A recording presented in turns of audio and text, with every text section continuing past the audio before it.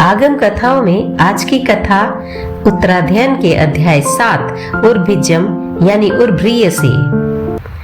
एक धनिक बनिए यानी बिजनेसमैन के 3 बेटे थे।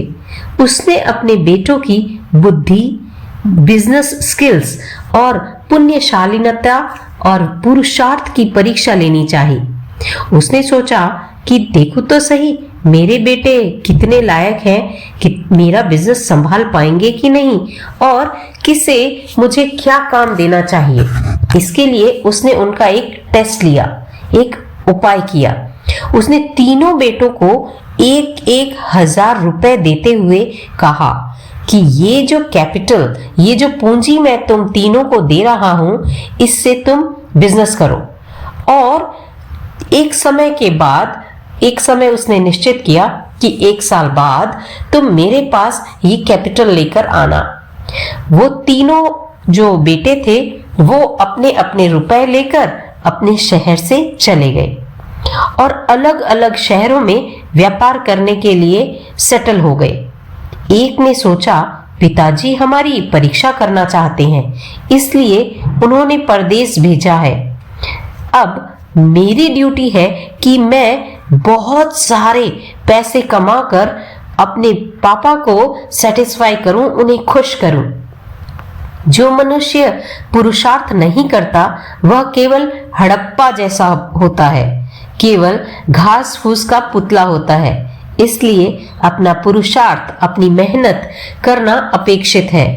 मेरे लिए अर्थ का उपार्जन यानी कि पैसे कमाने का यह सुंदर अपॉर्चुनिटी है। कहा भी है, प्रथमे नर्जिता विद्या, द्वितीय नार्जितम धनम, तृतीय न तपस्तप्तम, चतुर्थे किम करिष्यति। जिस व्यक्ति ने अपने पहले वय में विद्या का अध्ययन नहीं किया, यानी कि फर्स्ट स्टेज ऑफ लाइफ में अगर उसने स्टडी नहीं की, और दूसरी स्टेज में पैसा नहीं कमाया, और तीसरी स्टेज में तपस्या नहीं की, साधना नहीं की, वह भला अंतिम यानी कि लास्ट स्टेज ऑफ लाइफ में क्या ही कर पाएगा। यह सोचकर उस पहले बेटे ने धन कमाना शुरू किया, एक बिजनेस शुरू किया, और बहुत ही सिंपल लाइफ वो वहां पर जीने लगा।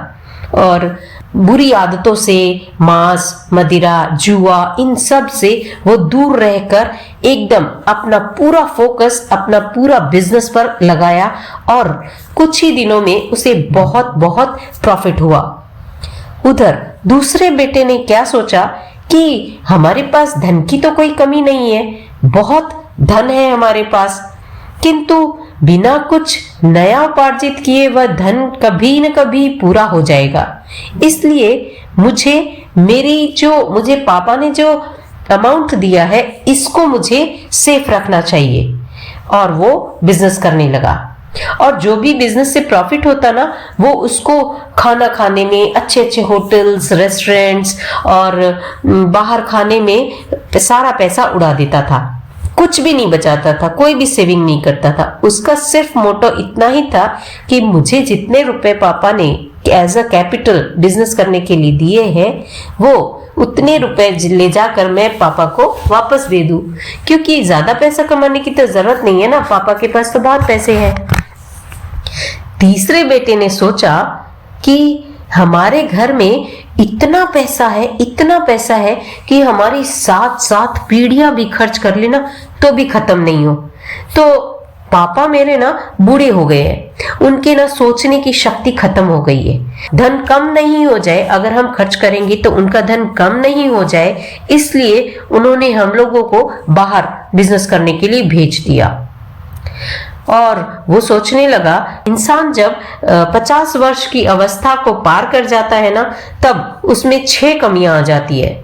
रूप की कमी, यानी कि जैसे जैसे उम्र आती है, बूढ़े होते हैं, इंसान सुंदर कम दिखने लगता है, उसके चेहरे पर रिंकल्स आ जाती है, उसके शरीर में, फिजिकल बॉडी में इतनी ताकत नहीं रहती है, उसके अंदर बहुत सारी बीमारियां आ जाती है, इसलिए उसका ब्यूटी कम हो जाती है, आज्ञा देने की क्षमता कम हो जाती है, व्यवसाय करने की निपुणता कम हो जाती है, क्योंकि उसकी फिजिकल एफिशिएंसी कम हो जाती है ना, मेंटल थक भी जाता है वो बहुत जल्दी, इसलिए लज्जाहीनता, शक्ति की न्यूनता, जैसा कि मैंने बताया कि फिजिकल उसका एफर्ट कम हो जाता है, उसके अंदर फिजिकल स्ट्रेंथ कम हो जाती है, और उदारता की कमी उम्र आने के साथ साथ। तो उसने सोचा मेरे पापा में भी ये सब हो रहा है, मेरे पापा भी बहुत बूढ़े हो रहे हैं, तो हो सकता है उनके अंदर भी ये सब हो रहा है, इसीलिए उन्होंने हमें बाहर काम करने के लिए भेज दिया। वैसे हमें काम करने की जरूरत नहीं है, तो मैं क्यों धन कमाने के लिए इतनी मेहनत करूं, इतने झमेले करूं। उसने यह सोचकर बिजनेस किया ही नहीं और केवल सब समय वो जुआ खेलता, शराब पीता, मांस खाता, एकदम बुरी संगत में पड़ गया। और कुछ ही दिनों में उसने जो पापा ने रुपए दिए थे वो सारे खत्म हो गए। 1 साल पूरा हुआ। तीनों भाई अपने गांव, अपने घर, अपने पापा के पास आए। जिस बेटे ने अपनी सारी कैपिटल गंवा दी थी ना, जुए में, मद्य में, मांस में, शराब में, पापा ने उसे क्या काम दिया बताओ? पापा ने उसे घर में नौकर की तरह रहने के लिए बाध्य किया।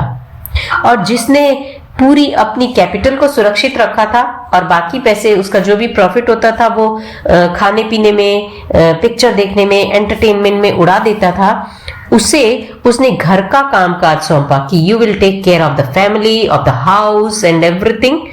और पहला बेटा जिसने पापा के दिए हुए पैसे से बिजनेस किया और खूब पैसा कमाया, उसने अपनी लाइफ को बहुत डिसिप्लिन तरीके से जिया। उसे पापा ने घर का owner, head of the family बना दिया, स्वामी बना दिया। बात यहीं पर खत्म नहीं हुई। कहते हैं ना, the way you do anything is the way you do everything. यानी आप जैसे कोई एक काम करते हो वैसे ही आप हर काम करते हो। फॉर एग्जाम्पल, यदि आप बचपन में अपना कोई प्रोजेक्ट या homework neat and clean, on time submit करना, ये सब करते थे, तो आप नोटिस करोगे कि आप अपना हर काम neat and clean, on time करते हो।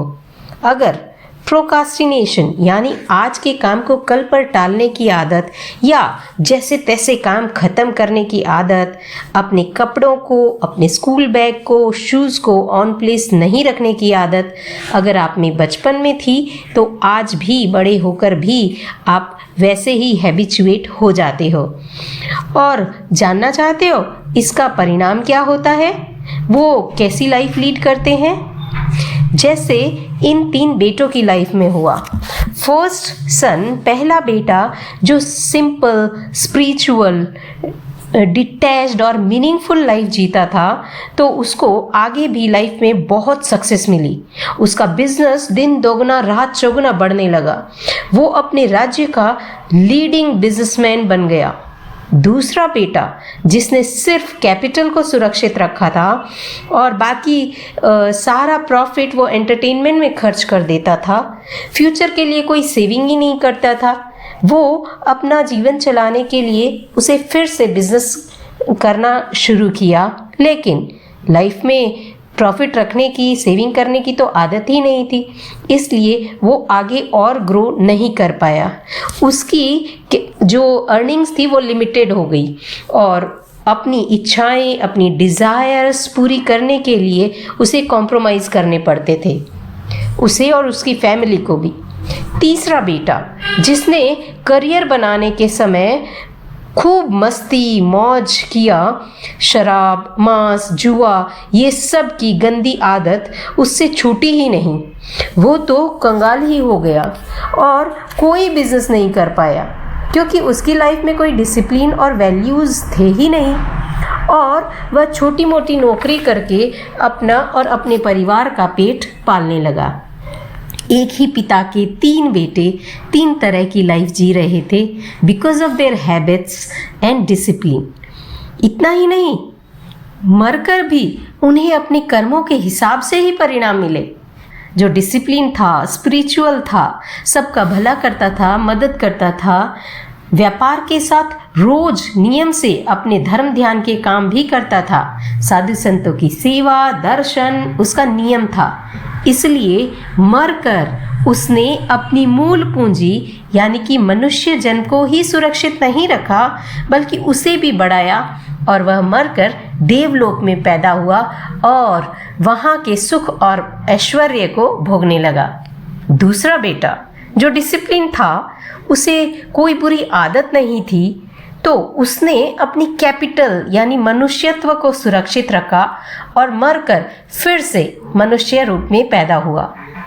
तीसरा बेटा जो जीवन में बुरी आदतें, हिंसा, वायलेंस में जिसका जीवन बीता, क्योंकि वो तो मांस खाता था, जुआ खेलता था, तो वह मरकर मनुष्य जन्म से नीचे गिरा और नरक के दुख भोग कर एक एनिमल यानी तिर्यंच गति में पैदा हुआ।